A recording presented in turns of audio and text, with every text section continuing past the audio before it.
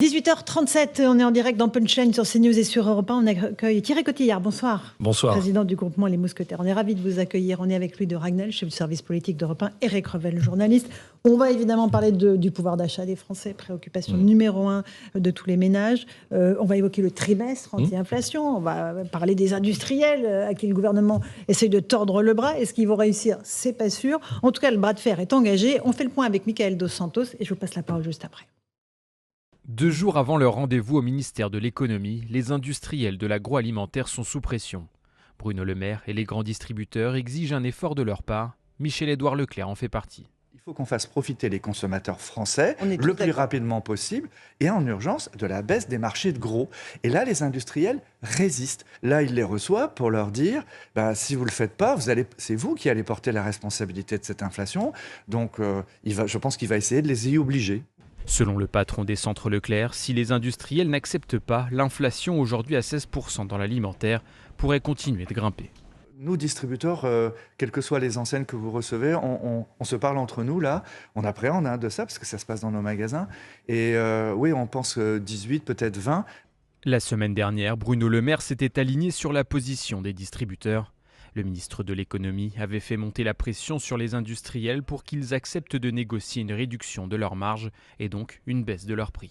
Soit ces multinationales qui ont des marges importantes font un effort, et tant mieux, et tout le monde participera de la solidarité nationale, soit elles ne le font pas, et dans ce cas-là, je garde toutes les options sur la table. Des options synonymes de sanctions, y compris fiscales. Parmi elles, récupérer les marges que Bercy pourrait considérer comme excessives. Alors, M. Cotillard, on a entendu votre collègue de chez Leclerc, vous, c'est les mousquetaires, vous parlez et vous confirmez le chiffre, 18 à 20% d'inflation sur l'alimentation? On va les confirmer, c'était 8 l'année dernière, et l'augmentation des tarifs est à 9 pour 2023, donc les 17, 18 sont effectivement tout à fait réalistes. Au moment où je vous parle, on est à 16, donc on peut considérer que dans le mois qui vient, il y aura encore 1 ou 2 points d'inflation pour les Français. Ça représente quoi, de manière très concrète pour les Français? Écoutez, 17% sur une dépense moyenne de 5 000 €, on va frôler les 1 000 € de dépenses alimentaires en plus versus un historique d'il y a 18 mois. Donc vous comprenez que lorsque plusieurs millions de Français sont à l'euro près, 100 € de dépenses alimentaires par mois en plus, mais vraiment en difficulté bon nombre de nos consommateurs, donc c'est un vrai sujet. C'est insoutenable, c'est-à-dire que pour ces ménages-là, c'est impossible, ils ne peuvent plus se nourrir correctement? En fait, on a la lecture du marché, on voit comment les comportements des consommateurs évoluent, et donc il y a moins d'articles achetés, et puis surtout, il y a une dévalorisation de l'achat, c'est-à-dire on a beaucoup moins d'achats en produits frais, le poisson, la viande, moins de marques nationales, on va sur les premiers prix, sur la MDD. Donc c'est tout ce qu'on ne voulait pas, puisque depuis des années, les distributeurs ont pris le combat du mieux manger, l'a porté au plus grand nombre, et ce sujet d'inflation remet en cause un peu tout ça. Alors est-ce que, comme Michel-Édouard Leclerc, vous dites c'est aux industriels de faire le geste maintenant, c'est à eux de baisser leurs marges, parce qu'il y a des prix de gros qui sont en train de baisser, et eux ne répercutent pas ça. Vous voulez une nouvelle session de négociation, c'est bien ça? On veut absolument une nouvelle session de négociation, parce que la réalité, c'est que le marché s'est retourné. Michel-Édouard l'a dit ce matin, je confirme les chiffres, on a des matières premières qui ont baissé. Le blé est beaucoup moins cher qu'il y a un an, de l'ordre de 5 à 30%, selon qu'il soit dur ou tendre.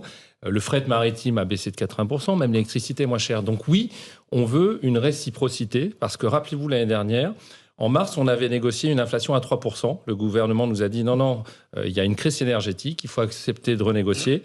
5 points se sont rajoutés en 4 rendez-vous. On est arrivé à 8 points d'inflation. Donc ce qu'on dit, c'est chemin inverse. Aujourd'hui, il y a des baisses de matières premières, il y a des baisses en termes de coûts de production, donc il faut répercuter. Alors juste un mot, et puis je passerai la parole à Éric Revel et Louis de Ragnel, mais les industriels disent oui, nous on a acheté nos produits il y a 6 mois. Donc il y a 6 mois, ils étaient très hauts, donc on ne peut pas répercuter la baisse tout de suite. Alors, moi, je me mets à la place du consommateur, c'est incompréhensible. C'est-à-dire que l'industriel vous dit « je peux rien faire », nous, les distributeurs, on dit « on peut faire quelque chose ». C'est un peu toujours le sujet du poker menteur. Moi, l'éclairage que je vais vous apporter ce soir, c'est qu'on est industriel. Intermarché Netto, on a 56 usines qui produisent nos marques propres. La réalité, c'est que moi, les pizzas qui sortent de nos outils de production, c'est 5% moins cher à la production qu'il y a quelques mois. La confiture, c'est 3,1% et le pain de mie, c'est 2%. Donc, en ayant l'outil de production, je vous confirme qu'on est capable de produire moins cher et donc de vendre moins cher. Donc, Aujourd'hui, vous l'avez compris, aucun industriel n'a intérêt à venir baisser ses bénéfices ou ses résultats en octroyant des baisses aux distributeurs. Donc, seul un cadre contraignant du gouvernement permettra la renégociation. Alors, Éric Revel, un cadre contraignant du gouvernement. Alors, d'ailleurs, Bruno Le Maire évoque plusieurs pistes, dont la contrainte absolue. Mais vous avez tout à fait raison. J'allais vous le dire. En fait, le consommateur, il est totalement perdu, si vous voulez. Il entend les distributeurs en disant c'est pas moi, c'est l'industriel. Les industriels qui disent mais moi je peux pas faire grand chose. Demander aux distributeurs de regarder un peu leur marge. La vérité, c'est que beaucoup d'experts pensent que l'inflation va continuer de progresser au moins jusqu'à septembre-octobre. Septembre-octobre, c'est bon.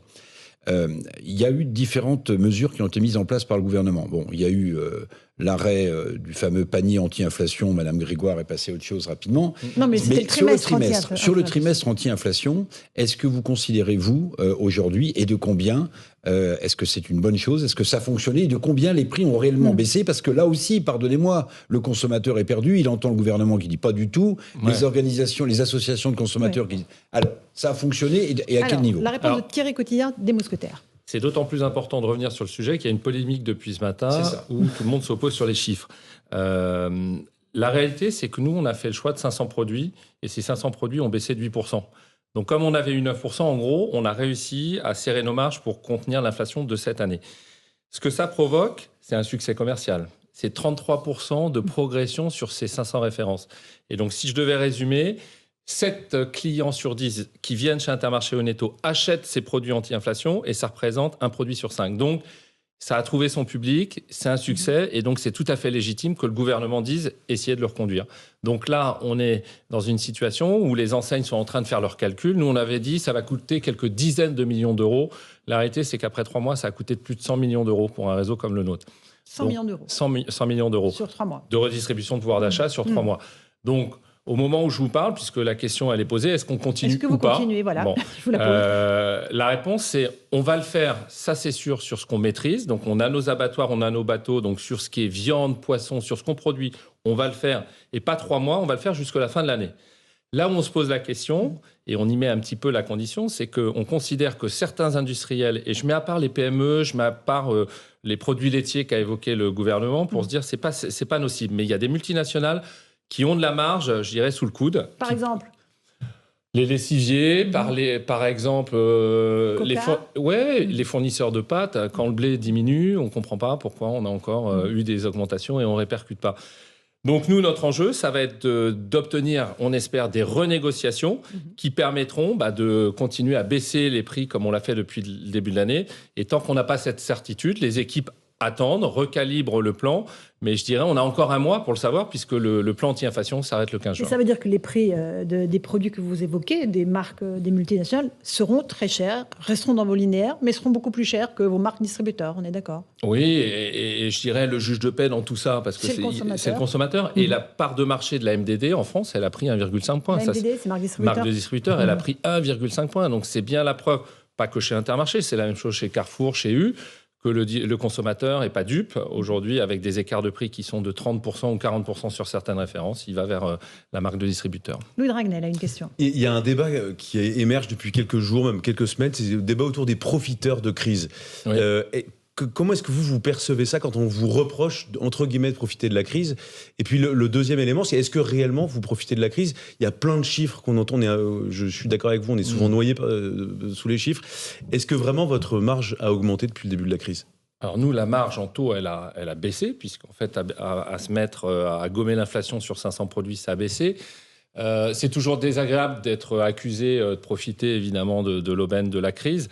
Nous, en fait, on a la lecture que probablement entre le fret maritime, les gens qui achètent la matière première agricole pour spéculer, il y a eu une aubaine pour restaurer de la marge. Ce qui est sûr aujourd'hui, c'est que nous, on a l'intime conviction que ce combat d'avoir les premiers prix ou d'avoir le juste prix, ça nous fera gagner.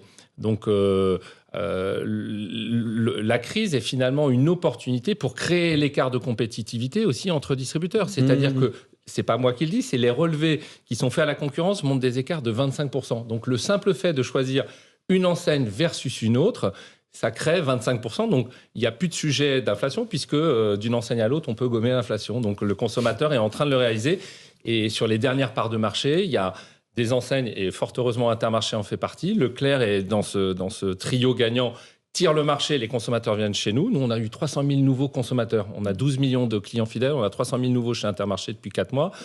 Donc, c'est un pari de baisser les prix, mais ça paye quand le consommateur s'en rend compte. Juste pour revenir sur le trimestre anti-inflation, Oui. Bruno Le Maire a expliqué que l'étude de l'UFC Que Choisir, qui disait qu'au fond, le trimestre n'avait pas marché, était malhonnête. Est-ce que pour vous pensez aussi que cette étude de l'UFC Que Choisir, qui est connue pour ses compétences, était malhonnête? C'est-à-dire qu'il a fonctionné ce trimestre? Alors, je ne sais pas, je la qualifierais pas de malhonnête, mais à partir du moment où la méthode est tronquée, les résultats sont faux. C'est-à-dire relever les prix après qu'on les ait baissés, vous n'allez pas constater beaucoup de baisse. Donc, quand le relevé est fait le 23 et qu'on a baissé les prix le 15, je comprends leur conclusion, mais leur conclusion est fausse. J'ai les chiffres ici, ligne à ligne, je peux vous dire qu'il y a des produits. Notre vinaigre chez les mousquetaires était à 69 centimes, il est passé à 41. Et j'en ai une liste comme ça de 500. Et donc, nous, on sait ce que ça a coûté. Donc, on peut vous dire que nos chiffres sont sûrs. En tout cas, ceux que je vous annonce ce soir sont les vrais pour Intermarché. Alors, l'inflation, jusqu'à quand vous la voyez? Eric Revel nous disait septembre, octobre. Oui, la majorité d'économistes disent septembre, octobre. Qu'est-ce que Je partage parce qu'en fait, chacun a sa stratégie de répercussion. On sait que Leclerc freine au maximum. Nous, on va essayer de tenir aussi, mais je vous le dis, la lecture, c'est que c'est sûr, en juin, ce sera encore un peu plus d'inflation. Au plus tard, en septembre, en tout cas pour ce qui est des produits alimentaires, ça va se calmer. Et chose importante à intégrer, c'est que les produits de rentrée scolaire qui pèsent dans la dépense, le cartable. Dans le cartable, l'inflation sera beaucoup moins importante. Donc mécaniquement, ça va aider à juguler un peu cette inflation, puisque le papier n'a pas eu cette spéculation. On va avoir un 3% sur les 6% de l'année dernière. Donc quand on est à 9, c'est la moitié de l'inflation alimentaire. Donc c'est plutôt une bonne nouvelle pour les ménages français. On a parlé, Thierry Cotillard, vous qui êtes le président du groupement Les Mousquetaires, des changements de comportement des consommateurs. Vous les voyez évidemment à la caisse. Est-ce que les vols ont augmenté réellement ou pas ? Alors, il y a deux choses. Il n'y a pas vraiment de statistiques consolidées. Nous, surtout chez nous, on est des indépendants. Sur ce sujet, personne n'ose dire le chiffre parce que ce serait, catastropher une situation qui ne l'est peut-être pas. La réalité, c'est que pendant longtemps, on a eu des vols qui étaient sur le non-alimentaire. Et c'était des vols organisés pour revendre les lames de rasoir, par exemple. Ah ouais. Ouais. Vous aviez des mafias entières qui étaient organisées pour vous voler des lames de rasoir qui étaient vendues, bien évidemment, sous le manteau ensuite. Là, ce qu'on voit, c'est que le vol porte maintenant sur des produits alimentaires. Donc, ça pose un sujet de fond qui est effectivement cette précarité de la société française. Vous avez mis des détecteurs, par exemple, sur la viande, des antivols sur la viande. Alors moi, je mets ma casquette d'exploitant de supermarché. Dans mon supermarché, j'ai eu, sur un rayon où je m'étais aperçu qu'on avait eu du vol, la viande en l'occurrence, on a mis quelques antivols. Donc, c'est regrettable. Après, ce qu'on a l'habitude de faire, c'est de gérer avec diplomatie et avec tact le vol, parce que pour le coup ce ne sont pas des gens qui passent de passage, ce sont des clients fidèles. Ce que ça dit l'évolution de la société, c'est-à-dire qu'avant on vole des lames parce que ce qui coûte cher c'est la lame, c'est pas le rasoir. Ouais. Mais là les gens ne peuvent plus manger, donc volent pour manger. Vous voyez, on est dans cette situation là. C'est symptomatique effectivement d'une précarité qui peut être présente pour certains Français, donc bien sûr on ne peut être que attristé de la situation. Louis Dragnel. Et justement, toujours un peu sur ce sujet, est-ce qu'il y a des clients, parce que vous avez évoqué les clients qui venaient chez vous depuis le début de l'inflation, est-ce qu'il y a des clients que vous avez perdus et qui ne vont pas dans la concurrence et dont on peut imaginer qu'ils sont tombés dans la précarité, la grande précarité ? Perdu, non, parce qu'on est dans le cas inverse. On a, pour le coup, dans notre enseigne, recruté des consommateurs qui désertent des enseignes qui, je dirais, déconnent et sont loin de la préoccupation du pouvoir d'achat. Vous savez, un prix, il est constitué par deux choses. La négociation, on en parle, ça fait l'objet justement de tous ces plateaux télé, mais il y a aussi la constitution du nombre de charges qu'on peut avoir dans la distribution des produits. Et des groupes qui n'ont pas été prudents sur leur niveau de charge, aujourd'hui, sont totalement dépositionnés. Et donc, sur certaines villes, vous avez, comme je vous le disais, quand il y a 20 à 25% d'écart, nous, on a cette chance d'être mieux placés et donc de recruter des consommateurs. Mais en tout cas, le Français ne se trompe pas. Aujourd'hui, il est prêt à se déplacer, prendre sa voiture et faire 3-4 enseignes pour trouver les bonnes affaires. Et comparer les prix sur Exactement. toutes les enseignes. Exactement. Thierry Cotillard, des Mousquetaires, est-ce que vous croyez le gouvernement capable de faire plier les industriels ou pas ? Écoutez, nous, la réalité, c'est qu'on a envoyé plus de 200 courriers aux plus grandes multinationales. Zéro retour. Zéro retour. Zéro retour. Vous demandiez quoi? Non, on évoquait le contexte. On disait, quand ça a augmenté, vous êtes venu à la table des négociations. Maintenant que ça baisse, l'invitation est dans l'autre sens, quoi. Venez en discuter. Fin de non-retour, donc 3 options. On l'a évoqué avec Bruno Le Maire la semaine dernière. C'est une taxe. Très bien, mais en fait, la taxe ne va pas directement permettre de faire baisser les prix dans nos rayons. Donc on a dit, ce n'est pas forcément l'option que nous, distributeurs, on préfère. Le décret, ce serait la chose idéale. Peut-il le faire? Va-t-il le faire? Choix politique. Pour les contraindre. Pour les contraindre. Et on lui dit, ne traînez pas, parce que si on veut que ça soit en septembre, on a toujours 2-3 rendez-vous de négo, donc il faut que dans 15 jours, ce soit voté pour qu'on y aille en juin. Et dernière chose, je pense que ce serait la plus raisonnable. Donc j'ai espoir que mercredi, les industriels l'entendent, c'est une charte. La charte qu'on a signée l'année dernière n'était pas une contrainte législative, c'était un bon vouloir de toutes les parties, distributeurs, gouvernements et industriels. J'ai bon espoir qu'on soit entendu, surtout que le poids de Bruno Le Maire soit plus puissant que notre simple courrier et que la charte soit signée rapidement. Mais vous leur parlez aux industriels, évidemment, vous avez des contacts quotidiens avec eux. Ils perçoivent un tout petit peu quand même la musique de fond de ce qui se passe dans notre pays ou pas? Ils perçoivent la réalité, pour échanger avec des dirigeants de grandes entreprises ou PME, c'est de considérer, ça peut s'entendre, mais il faut trouver le juste milieu, que la nourriture n'avait pas son juste prix depuis X années de déflation, dont acte. Mais en fait, ça a été l'occasion, en une année ou en 2 années, de restaurer 15 ans de négociations. À 8-9%, c'était raisonnable. Lorsqu'on a eu des tarifs à 20 ou 30%, c'était, j'allais dire, du grand n'importe quoi. Donc j'espère que la raison reviendra vite, parce que c'est le consommateur qui va sanctionner tout ça par des volumes qui vont baisser. J'ai encore une question qui concerne la loi Egalim et la protection de la marge des producteurs. On sait que nos paysans, nos agriculteurs sont vraiment à la gorge. Est-ce que vous voulez vraiment vous asseoir sur cette marge-là? Le patron de la FNSEA dit attention, la grande distribution veut mettre à bas cette loi Egalim. Le ministre de l'Agriculture aussi a embrayé en disant voilà, c'est pas normal, il faut protéger les agriculteurs et les producteurs. Il y a plusieurs écoles au sein des distributeurs. Moi, j'ai toujours fait partie de l'école. Alors, je suis fils d'agriculteur, donc c'est plus facile probablement à assumer. Les gens de famille doivent être animés. Ouais, mais c'est intéressant et justement, ça permet de trouver une position responsable. Moi, j'ai toujours pensé qu'il fallait effectivement recréer de la marge et surtout la redistribuer mieux. Donc, j'étais plutôt sponsor de cette loi Egalim.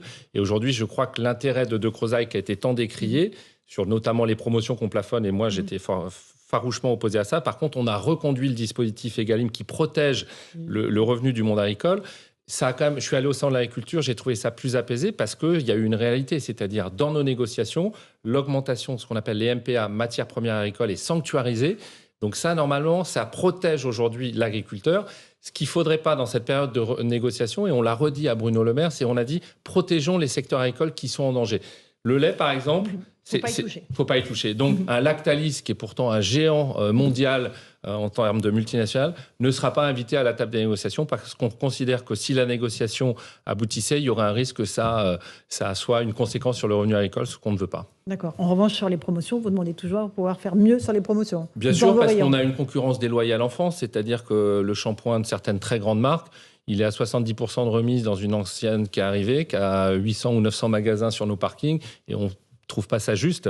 Et donc, on insiste lourdement auprès du gouvernement pour qu'à un moment, cette loi est incompréhensible à un moment où il y a un sujet de pouvoir d'achat. Pourquoi nous limiter à faire des shampoings en remise importante quand certains concurrents qui viennent de l'Europe se permettent de le faire sur nos territoires? En un mot, le record, le produit qui a le plus augmenté là, sur ces 6 derniers mois, c'est quoi? C'est la nourriture pour animaux, ça a des conséquences jusqu'à la SPA, parce que les maîtres rendent il y a ça, la réalité en termes de matières premières, c'est le sucre pour un problème d'appro, le sucre parce que c'est une industrie qui consomme beaucoup d'électricité.